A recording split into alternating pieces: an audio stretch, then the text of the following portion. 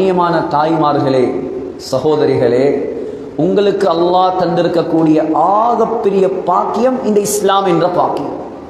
இந்த உலகத்தில் அல்லாஹ் உங்களை கண்ணியப்படுத்தியது இந்த இஸ்லாத்தின் மூலமாக. உலகத்தில் அல்லாஹ் உங்களுக்கு கௌரவத்தை தந்தது இந்த இஸ்லாத்தின் மூலமாக.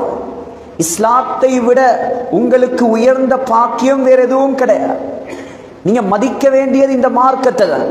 நீங்க பின்பற்ற வேண்டியது இந்த மார்க்கம் தான். அது 2025 இருக்கலாம், 2030 இருக்கலாம்.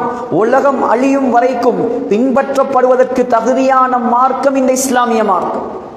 நீங்க உலகத்துல வாழக்கூடிய காலத்தில் இந்த மார்க்கத்தை சரியாக பின்பற்றினால் நீங்கள் இம்மையிலும் வெற்றி அடையலாம், மறுமையிலும் வெற்றி அடையலாம். மார்க்கத்தை பின்பற்றுவதற்கு நாங்கள் தயாரில்லை, ஹிஜாபுக்கு நாங்கள் தயாரில்லை, முகத்தை மறைப்பதற்கு நாங்கள் தயாரில்லை. நாங்கள் சோசியல் மீடியாவுக்கு அடிமையானவர்கள். இது இப்போது உள்ள ட்ரெண்டிங். இவ்வாறு நீங்கள் வாழ ஆரம்பித்தால் சற்று நாட்களுக்கு அது இன்பமாகத்தான் இருக்கும். ஆனால் அல்லாஹ் உலகத்திலையும் கேவலப்படுத்தினான், மறுமையிலையும் கேவலப்படுத்தும். மார்க்கத்தில் விளையாடப்படாது. யாரா இருந்தாலும் சரி, ஆண்களா இருக்கலாம், பெண்களா இருக்கலாம். மார்க்க விஷயத்தில் விளையாடி விடாதீர்கள். ஏன்? இது அல்லாஹ் தந்த ஆகப்பெரிய பாக்கியம். இந்த நாட்டில் உள்ள எத்தனையோ அந்நியர்களுக்கு மத்தியில் அல்லாஹ் உங்களை ஒரு கலிமா சொன்ன முஸ்லிமாக தேர்ந்தெடுத்திருக்கிறான். இதுக்கு நீங்கள் அல்லாஹ்வுக்கு நெருப்பு தணலில் நெற்றியை வைத்து சுஜூது செய்தாலும் நன்றி செலுத்தி முடிக்க முடியாது. ஆகப்பெரிய பாக்கியம். பலஸ்தீனுடைய வெற்றி, ஹஜ்ரத் உமர் ரலியல்லாஹு அன்ஹுடைய காலம். பலஸ்தீன் விருப்பமான ஊர் தானே, அதான் கொஞ்சம் பலஸ்தீனையும் போட்டுக்கொள்ளும். பலஸ்தீனுடைய வெற்றி 3வது வெற்றி இஸ்லாமிய வரலாறில். முதல் வெற்றி ஹஜ்ரத் யூஷா பின் நூன் அலைஹிஸ்ஸலாம், 2வது வெற்றி ஹஜ்ரத் தாவூத் அலைஹிஸ்ஸலாம், 3வது வெற்றி ஹஜ்ரத் உமர் ரலியல்லாஹு அன்ஹு. ஹிஜ்ரி 15ஆம் ஆண்டு உமர் ரலியல்லாஹு அன்ஹுடைய ஆட்சி முழு உலகமும் தலகீழாக பிறழுது. ஹஜ்ரத் அபூபக்கர் இந்த உலகத்தை விட்டு பிரியும் பொழுது வெறுமனே இஸ்லாமிய சாம்ராஜ்யமாக இருந்தது ஹிஜாஸ் மாநிலம், யமன் தேசம், ஈராக்கில் ஐனு தம்ருங்கிற பகுதி. உமர் ரலியல்லாஹு அன்ஹு இந்த இஸ்லாத்தை, இந்த உலகத்தை தலைகீழாக பிரட்டி போட்ட ஹலீஃபா. 10.5 ஆண்டு ஆட்சிகள், 10.5 வருடத்தில் உலகத்தில் ஒரு பொற்காலத்தை உருவாக்கியவர். மக்காவில், மதீனாவில், ஹிஜாஸில், யமனில் இருந்த இஸ்லாத்தை இந்துஸ்தான் வரைக்கும் கொண்டு போனவர். 22 லட்சம் சதுர மைல் கிலோமீட்டர் இஸ்லாமிய சாம்ராஜ்யத்தை உருவாக்கியவர். அவருடைய காலத்தில் முழு உலக வெற்றிகள் நடந்தது. யமன், பாரசீகம், ஈரான், ஈராக், இத்தாலி, சிரியா, எகிப்து, ஜோர்தான் அத்துணை நாடுகளும் உமர் ரலியல்லாஹு அன்ஹுடைய காலடியில். ஆனால் உமர் ரலியல்லாஹு அன்ஹு அவர்களுடைய ஆட்சி வரலாற்றில் ஒரு யுத்த களத்தில் இறங்கியது கிடையாது. ஏலண்டா வரலாறை கொண்டு வந்து காட்டுங்க. உமர் ரலியல்லாஹு அன்ஹு தன்னுடைய ஜனாதிபதி, தன்னுடைய ஹிலாஃபத்துடைய காலத்தில் ஏதாவது ஒரு பெட்டில், ஏதாவது ஒரு யுத்தத்துக்கு போயிருக்கிறாங்களா? போகல. இருந்தது மதீனால. மதீனால இருந்து கொண்டு அல்லாஹ்வுடைய உதவியால் முழு உலகத்தையும் கைப்பற்றினார். அது இப்ப நடக்காது இந்த காலம். அதான் காஃபிர்கள், மகாத்மா காந்தி கூட சொல்றார், உமருடைய ஆட்சி வேண்டும் இந்த உலகம் மாறுவதற்கு. கொண்டு வர முடியாது, காட்ட முடியாது, வரவும் முடியாது, வரப்போவதும் கிடையாது, வந்ததும் கிடையாது. இப்படியான தலைவர்கள் ஸல்லல்லாஹு அலைஹி வஸல்லம் 23 ஆண்டுகள் தன்னுடைய இரத்தத்தை சிந்தி உருவாக்கிய தலைவர்கள். சகோதரர்களே, ஒரே ஒரு வெற்றி பயணம். உமர் ரலியல்லாஹு அன்ஹு நாட்டை விட்டு வெளியேறிய பயணம், அது பலஸ்தீனுடைய பயணம். அது யுத்தத்துக்கு போகல, பலஸ்தீனுக்கு அனுப்பினாங்க பட. அபு உபைதா ரலியல்லாஹு அன்ஹுடைய தலைமையில் பலஸ்தீனை சென்றடைந்தது படை. பலஸ்தீன் இப்ப ஜூஸ் யூதர்களுடைய கையில் இருப்பதை போல் ஹஜ்ரத் உமருடைய ஆட்சியில் பலஸ்தீன் இருந்தது கிறிஸ்தவர்களுடைய கையில். கிறிஸ்டியன்ஸ் இப்ப வத்திகான் அவர்களுடைய தலைமை பீடமாக இருப்பது போல அப்ப மஸ்ஜிதுல் அக்ஸா அவர்கள் பிடித்து வைத்திருந்தார். ஹஜ்ரத் அபு உபைதா படையை திரட்டி சென்றார்.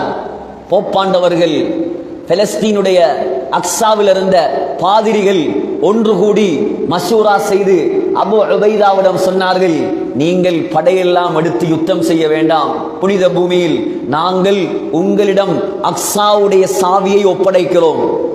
ஆனால் ஒரே ஒரு நிபந்தனை, உங்களோட ஜனாதிபதி இங்க வரணும், அவரோட கையில தான் நாங்க திறப்ப கொடுப்போம். ஹஜ்ரத் உமர் ரலியல்லாஹு அன்ஹு வர சொல்லுங்க, திறப்ப கொடுக்கிறோம். அபூ உபைதா கடிதம் எழுதினார் ரலியல்லாஹு அன்ஹு, அமீருல் முஃமினீன் நீங்க வந்தாதான் திறப்ப தாராங்களாம், யுத்தம் எல்லாம் தேவையில்லை. உமர் ரலியல்லாஹு அன்ஹு உடனே புறப்பட்டார். யாரு? பெரிய சக்கரவர்த்தி, பெரிய எம்பையாருக்கு சொந்தக்காரன். ஆனால் இருந்தது ஒரே ஒரு ஒட்டகம், ஒரு அடிமை. பெரிய படைகளை எல்லாம் திரட்டி கொண்டு அரச ஆடைகள் எல்லாம் அணிந்து கொண்டு வரல. ஓட்ட பெச்சு போடப்பட்ட உடுப்பு, ஒரே ஒரு ஒட்டகம். அந்த ஒட்டகமும் சக்தி இல்லாதது, கூட அடிமை. சாலிம் ரலியல்லாஹு அன்ஹு, ஹஜ்ரத் உமர் சொன்னார் ரலியல்லாஹு அன்ஹு, சாலிம் கொஞ்ச நேரம் நான் ஒட்டகத்தில் வருகிறேன், கொஞ்ச நேரம் நீ நடந்து வா, கொஞ்ச நேரம் நான் நடந்து வருகிறேன், கொஞ்ச நேரம் நீ ஒட்டகத்தில் வா. ஒப்பந்தம். போறாங்க, பிரயாணம் ஆரம்பமாகுது. கலீஃபாவுடைய பிரயாணம். பெலஸ்தீன் நெருங்குது, ஜெருசலம் அக்ஸா நெருங்குகிறது. இப்ப கலீஃபா நடந்து வாரட்டன், அடிமை ஒட்டகத்தில் வாரட்டன். அடிமை சொன்னார், கலீஃபா பெலஸ்தீன் கிட்ட வாய், எல்லாரும் உங்களை எதிர்பார்த்துட்டு இருக்கிறான்.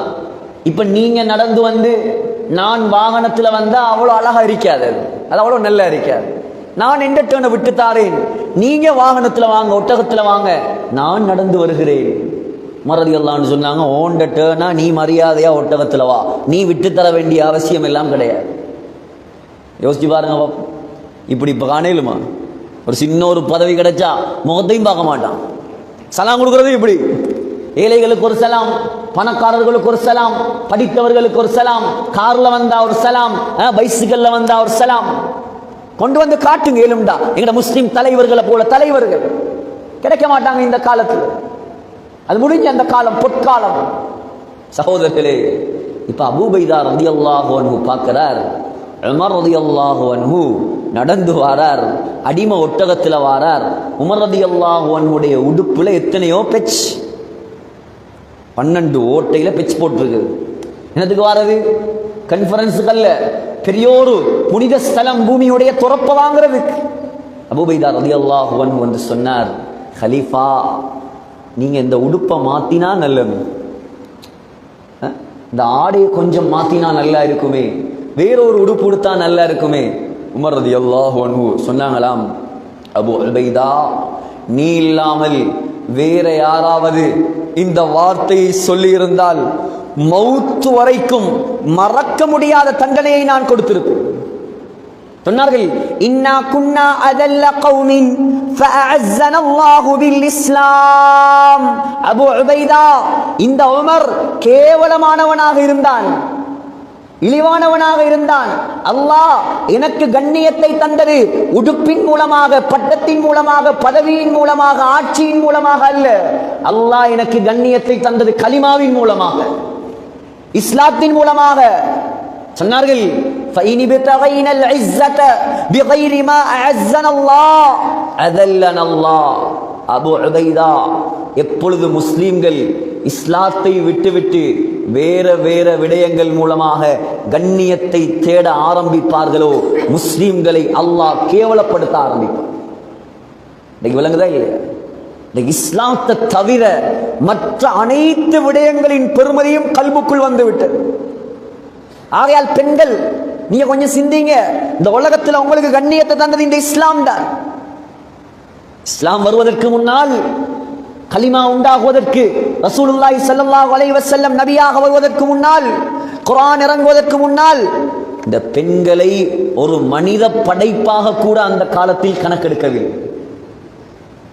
அல்லாஹ் சொல்றான் குர்ஆன்ல, وَإِذَا بُشِّرَ أَحَدُهُم بِالْأُنثَى ظَلَّ وَجْهُهُ مُسْوَدًّا وَهُوَ كَظِيمٌ. ஜாஹிலியா காலத்தில் யாராவது ஒரு தகப்பனுக்கு உங்களுக்கு பெண் குழந்தை பிறந்திருக்கிறது என்பதாக சொல்லப்பட்டால் அந்த தகப்பனுடைய முகம் கோபத்தால் கருப்பாக மாறுமா. யதவாரா மினல் கௌம். வாப்பா என்ன செய்வாராம்? சமூகத்தில் தலகாட்டாம வீட்டுக்குள் மறைந்திருப்பாராம். மின் சூஇ மா புஷ்ஷிர பிஹி அயும்சிகுஹு அலா ஹூனின் அம் யதுஸ்ஸுஹு ஃபித் துராப். யோசிப்பானாம், இந்த புள்ளைய கேவலத்தோட நான் வளர்க்கிறதா அல்லது உயிரோட குழி தோண்டி புதைக்கிறையா? பெண்களுடைய நிலைமை ஜாகிலியா காலம். ஹரத்துக்கு ஹஜ்ஜிக்கு உம்ராவுக்கு போனவங்களுக்கு தெரியும். சுபைகா 84 நம்பர் கேட் பக்கத்திலேயே அடையாளப்படுத்தி வச்சிருக்கிறாங்க. என்னிடம் அது பெண் குழந்தைகளை உயிரோடு குழி தோண்டி புதைத்தானா? எங்க கல்லலியால இல்ல, மக்கா முக்கர்ரமா ஹரம், ஹரம் ஷரீஃப். ஒரு புல்ல வெற்றது ஹராம், ஒரு மரத்தை வெற்றது ஹராம், மண்ணெடுத்து இன்னொரு இடத்துக்கு கொண்டு போறது ஹராம், வேட்டையாடுவது ஹராம். அப்படியான ஹரம் ஷரீஃப்ல நபி அலைஹிஸ்ஸலாம் வருவதற்கு முன்னால் ஹரத்திலேயே பிள்ளைகளை புதைச்சிருக்கான் உயிரோட. அவ்வளவு கேவலப்படுத்தினாங்க பெண்கள்.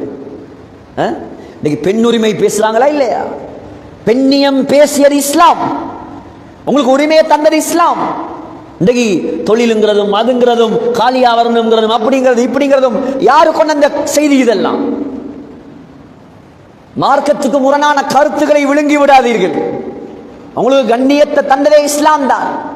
மார்க்கம் சொல்ற முறையில உலகத்துல வாழுங்க, அல்லாஹ் உங்களை கண்ணியப்படுத்துவார்.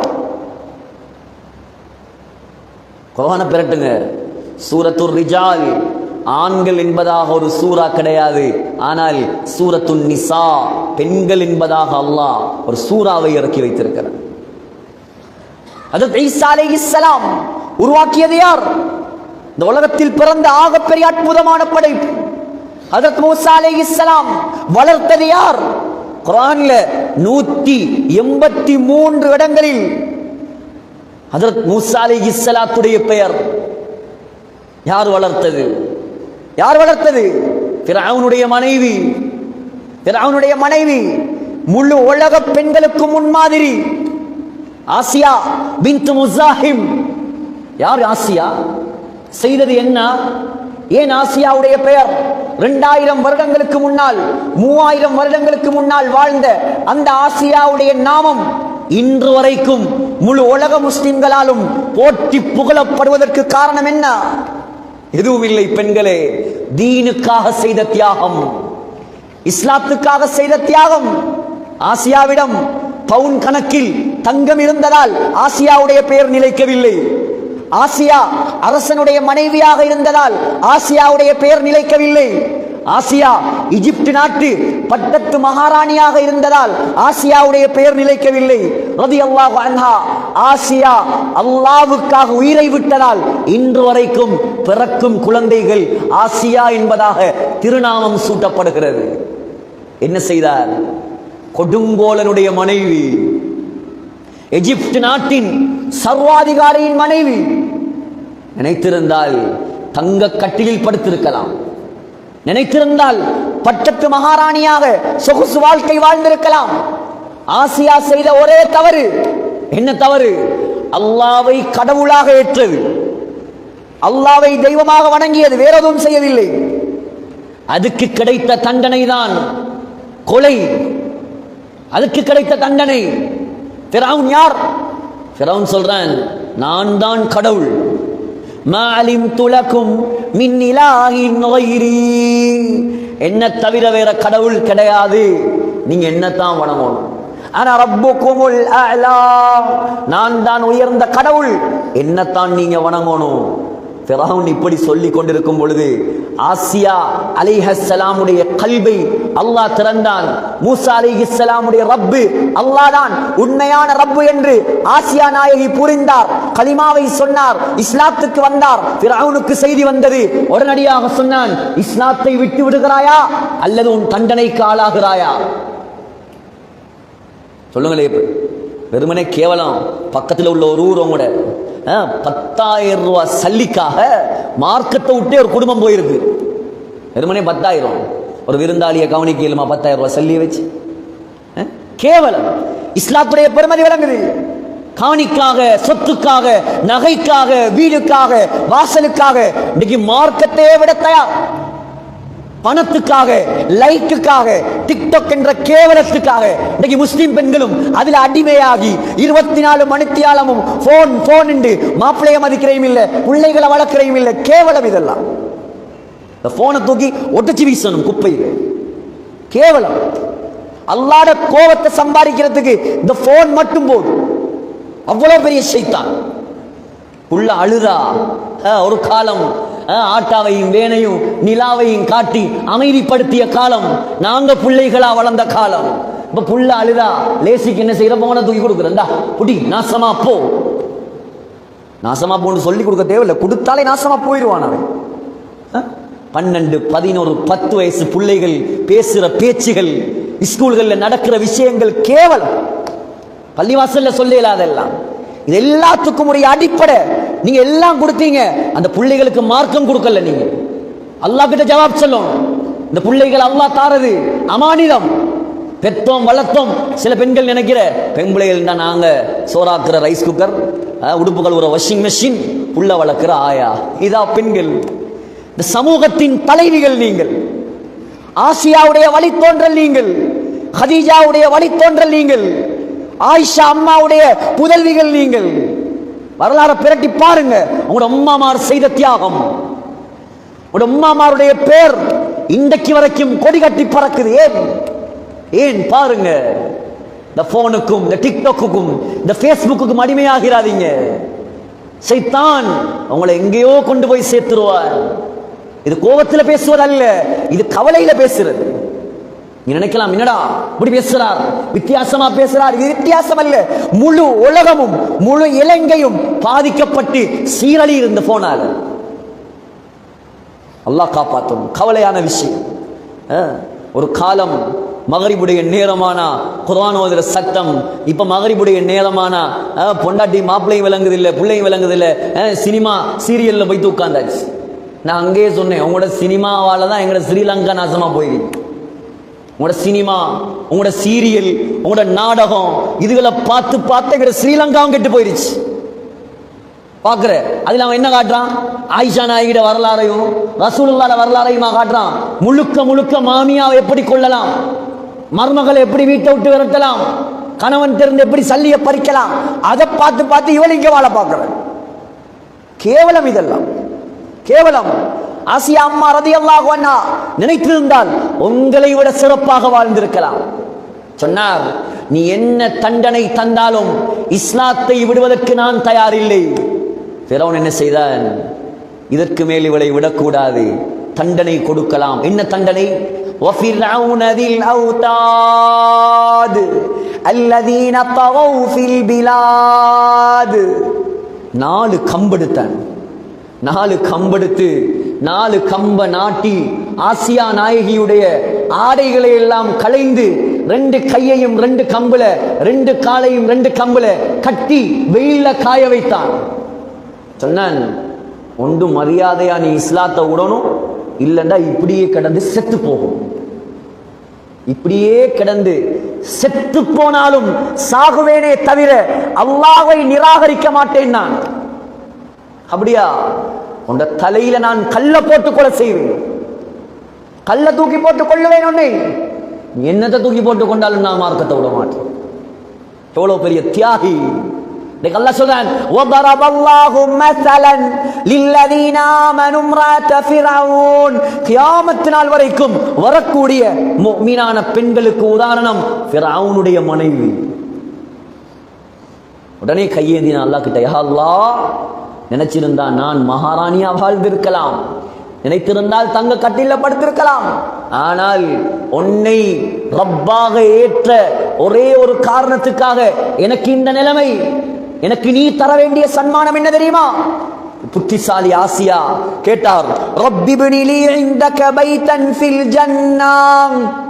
யா அல்லாஹ், சுவர்க்கத்தில் ஒரு மாளிகை, அதுவும் சும்மா மாளிகை அல்ல, உனக்கு பக்கத்தில் வேணும் அந்த மாளிகை. முதலாவது துவா. 2வது துவா, இந்த ஃபிரௌன் இந்த தலையில கல்ல போட்டு கொள்ள போறான், இவன் ஃபித்னா விட்டு என்ன நீ காப்பாத்து. கொண்டு கல்ல தூக்கி போட்டாங்க. கல்லு தலையில் வந்து விழுவதற்கு முன்னால் அல்லாஹ் சுவர்க்கத்தில் பிரம்மாண்டமான ஒரு மாளிகையை உடனடியாக கட்டி ஆசியா நாயகியுடைய கண்ணுக்கு முன்னால் கொண்டு வந்து காட்டினான். பாரு, சந்தோஷப்படு. நீ எனக்காக செய்த தியாகம், நீ கேட்டதை நான் தர மாட்டேனா? அல்லாஹ் தருவான். நீங்க அல்லாஹ்வுக்காக வாழுங்க. உலகத்தில் அல்லாஹ்வுடைய மார்க்கத்தை ஹயாத்தாக்குங்க. வீண்ல விளையாட்டுல காலத்தை நாசமாக்கிறாதீங்க. சமூகத்தை கட்டமைப்பவர்கள் நீங்கள் தான். இந்த சமூகத்துடைய ஆணி வேர் நீங்கள் தான். இந்த சமூகத்தை உருவாக்க வேண்டியவர்கள் நீங்கள் தான். மாப்பிளமார் 24 மணி நேரம் வீட்டில் இருக்க மாட்டார். அவர் தொழிலுக்கு போவார், அவர் கடைக்கு போவார், அவர் விழாவுக்கு போவார், அவர் ஜமாத்தில் போவார், அவர் வெளிநாட்டில் போவார். 24 மணித்தியாலமும் ஒரு குழந்தை பார்த்து வளர்வது தன்னுடைய தாயைத்தான். அப்ப யாரு முன்மாதிரியா இருக்கணும்? உம்மாமார் முன்மாதிரியா இருக்கணும், தாய்மார் முன்மாதிரியா இருக்கணும். நீங்க குர்ஆன் எடுத்து ஓதினாதான் உங்களோட புள்ள குர்ஆன் ஓதும். நீ மகரிபானத்தோட டிவிக்கு முன்னால உட்கார்ந்தா அது போனை தூக்கிட்டு போய் ஃபேஸ்புக் பார்த்துட்டு இருக்கும். இது ரியாலிட்டி. இதான் ரியாலிட்டி, இதான் உண்மை. இது நடக்குது, நாங்க பார்க்கிறோம் கண்ணுக்கு முன்னால். எங்கேயாவது ஒரு வீட்டுக்கு போனா அந்த புள்ளோட கையில பெரிய செங்கல் மாதிரி போனை வச்சு பார்த்துட்டு இருக்கு. அது என்ன பார்க்குது, ஏது பார்க்குது, அதை பத்தி உம்மாக்கும் கவலை இல்லை, வாப்பாக்கும் கவலை இல்லை. அது எங்கேயோ போகுது. அல்லாஹ் காப்பாற்றும். ஒரு நியூ மாடல் போன் வந்தா முதலாவது அந்த பிள்ளைகளை கைதறி. கேவலம் சகோதரர்களே. ஆகையால் மாறணும், நாங்க ஆசியாவை போல மாறணும். யார் ஆசியா ரலியல்லாஹு அன்ஹா? உலகத்துல ஆக கெட்டவனுடைய மனைவி. நான் கேட்கிறேன், ஃபிரௌனை விட கெட்டவன் யாராவது இருக்கானா?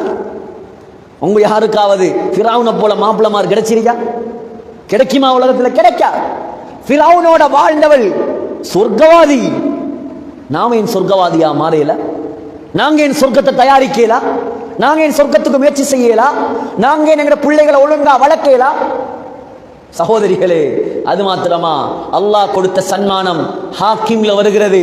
கியாமத்துடைய நாளையில் சுவர்க்கத்தில் அல்லாஹ் உலகத்தில் ஆக கெட்டவனோடு வாழ்ந்த ஆசியாவை உலகத்தில் ஆக நல்லவர் முஹம்மது ஸல்லல்லாஹு அலைஹி வஸல்லமுக்கு நிக்கா செய்து வைப்பான்.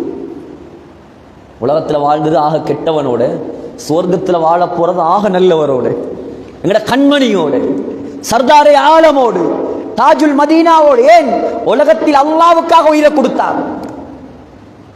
இமாமுனா ஷாஃபிஈ பிறந்தது பலஸ்தீன்ல, கஸ்ஸால பிறந்தார். அனாதையா பிறந்தார். ஸல்லல்லாஹு அலைஹி வஸல்லமுடைய பரம்பரையில பிறந்தவர். குறைஷி குலம். கஸ்ஸால பிறந்தார். அனாதை தாய், இளம் வயது குமரி. நினைத்திருந்தால் வேற திருமணம் முடித்து வாழ்ந்திருக்கலாம். ஆனால் தாய் நினைத்தார், இது குறைஷி குலத்தில் அல்லாஹ் எனக்கு தந்த ஒரு முத்து. இந்த குழந்தையை நான் அல்லாஹ்வுடைய மார்க்கத்துக்காக நான் பாவிக்கும். இன்னைக்கு நீயத்து இருக்கிறா யாருக்காவது? ஆம்பளை புள்ளைய கண்டத்தோடையே, இதுவும் கிழக்கு மாகாணம் மாதிரி தான் இந்த ஊர்கள். கண்டத்தோடே டாக்டர் ஆக்கணும், இன்ஜினியர் ஆக்கணும், அப்படி ஆக்கணும், இப்படி ஆக்கணும், பணக்காரன் ஆக்கணும். அதான் நீங்க ஏதாவது ஆக்குங்க, நாங்க வாகனான்னு சொல்லு. நீங்க பைலட் ஆக்குங்க, கேப்டன் ஆக்குங்க, டெர்மடாலஜிஸ்ட் ஆக்குங்க, இல்லாட்டி யூரோலஜிஸ்ட் ஆக்குங்க, என்னையாவது ஆக்குங்க. அல்ஹம்துலில்லாஹ், தேவைதான். இஸ்லாமிய சமூகத்துக்கு தேவை, பெண்கள் வியோஜி தேவை. நாங்க வானான்னு சொல்லல. ஆனா மார்க்கத்தை இழந்து நீங்க கொடுக்காதீங்க. நீ ஹாஃபிஸாகு, பைலட்டாகு, ஆலிமாகு, கேப்டனாகு, நீ முஃப்தியாகு, டாக்டராகு. ஆபரேஷன் பண்ணும் போது நீ அந்தந்த பலாய சொல்ல மாட்டாய். நீ குர்ஆன் ஓதி ஓதி ஆபரேஷன் பண்ணுவாய். அல்லாஹ்வோட தொடர்புள்ள ஆலிம், அல்லாஹ்வோட தொடர்புள்ள டாக்டர், அல்லாஹ்வோட தொடர்புள்ள பைலட் தேவை சமுதாயத்துக்கு. ஆனா இன்னைக்கு முழுக்க முழுக்க பார்க்கிறது அந்த புள்ளட படிப்பை மட்டும்தான், அந்த புள்ளட பணத்தை மட்டும்தான். மார்க்கத்தை பத்தி யாருக்கும் கவலை இல்லை. அதுக்கு பின்னால கொஞ்சம் வளர்ந்து கெட்ட கூட்டாளிமாரோட சேர்ந்து கெட்டு போய் ட்ரக்ஸ் அது இது வானத்துக்கு பிறகு தலையில கை வச்சுட்டு ஒப்பாரி வச்சுட்டு மாலையை வித்தாவது நான் தாரேன், இவனை எப்படியாவது திருத்தி தாங்க. அது பிறகு நீ மாலையை வித்தும் வேலை இல்லை, காப்பை வித்தும் வேலை இல்லை, காணியை வித்தும் வேலை. சின்ன வயசுல இருந்து பிள்ளைகளுக்கு மார்க்கத்தை கொடுங்க. இமாம் ஷாஃபியுடைய தாய் செய்த தியாகம் இன்றைக்கும் கபர்ல சந்தோஷமா இருப்பா இன்ஷா அல்லாஹ். ஏன்? அந்த புள்ளைய உருவாக்கினா, பச்சை புள்ளைய தூக்கிட்டு பலஸ்தீன்ல இருந்து மக்காவுக்கு வந்து 6 வயசுல ஹாஃபிஸ் ஆக்கினா இமாம் ஷாஃபி. 9 வயசுல 3000க்கு மேற்பட்ட ஹதீஸ் முவத்தா மாலிக பாடமாக்க வச்சா. செய்த தொழில் என்ன? மக்கால உள்ள பணக்கார ஊடுகளுக்கு போய் பிஞ்ஞாங்கோப்பையை கழுவி அதுல வார வருமானத்துல தான் புள்ளைய ஓத வச்சு. சாய் செய்த தியாகம்.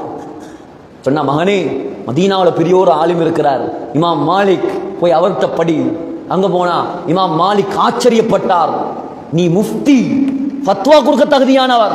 அராஃபி கல்பிக நூரா, ஷாஃபி உன்னுடைய கல்பில் எனக்கு வெளிச்சம் விளங்கு. மாலிக் கிட்ட படிச்சு திரும்பி வந்தார். தாய் சொன்னார், மகனே யமனுக்கு போ, பெருமளமாக்கல் இருக்கிறான். போனார் யமனுக்கு. திரும்பி வந்தார். சொன்னா, மகனே நான் ஓத வைக்கிறேன் உன்னை, பாத்திரம் கழுவி பக்தாத் ஈராக்குக்கு போ, ஓது, மார்க்கத்தை படி. பெருமுலமாக்கள் இருக்கிறாங்க. 25 வருஷம் மார்க்கம் படிச்சார் இமாம் ஷாஃபி. 6 வருஷம் மதரசால ஒரு 6 வருஷமா, 40 வருஷம் 30 வருஷம் கனடால இருக்கிறார் மாப்பிள்ளை, லண்டன்ல இருக்கிறார், 10-12 வருஷம் வரவே இல்லை நாட்டுக்கு. அதை பத்தி எல்லாம் கவலை, சல்லி வருது மார்க்கத்துக்காக ஒரு 8 வருஷமா 10 வருஷமா. அல்லாஹு அக்பர். 25 வருஷம் இமாம் ஷாஃபியுடைய இல்மை தேடிய காலம்.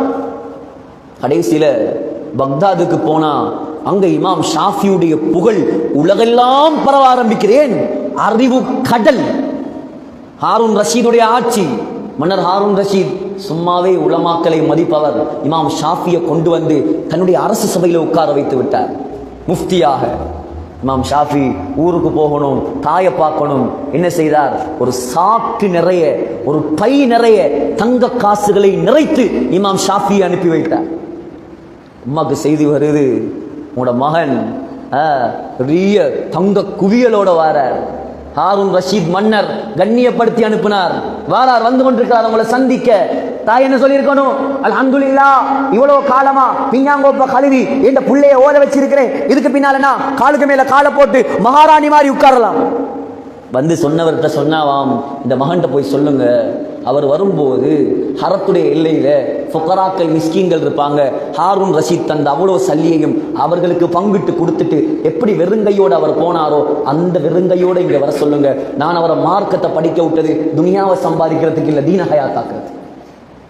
இன்றைக்கு இமாம் ஷாஃபி மௌத்தா போய் 1200 வருடங்களுக்கு மேல், இமாம் ஷாஃபியுடைய தாய் மரணித்த 1200 வருடங்களுக்கு மேல். இன்றைய கணக்கெடுப்பின் படி முழு உலகத்திலேயும் இமாம் ஷாஃபி வாழ்ந்தது வெறுமனே 53 வருஷம் தான். 50 கோடி குரோட்ஸ்.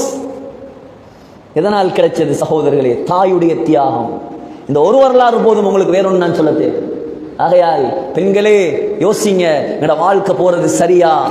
நாங்க பார்க்கிற பார்வைகள், எங்கட மகரமான உறவுகள், எங்கட போன்கள், இது எல்லாம் என்ன நிலைமையில் இருக்குது? யோசிங்க. பிள்ளைகளுக்கு மார்க்கத்தை கொடுங்க.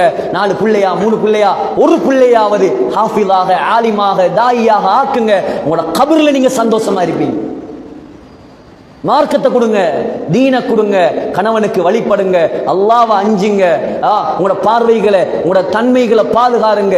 அல்லாஹ் உங்களை உயர்ந்த அந்தஸ்தில் கொண்டு சேர்ப்பான்.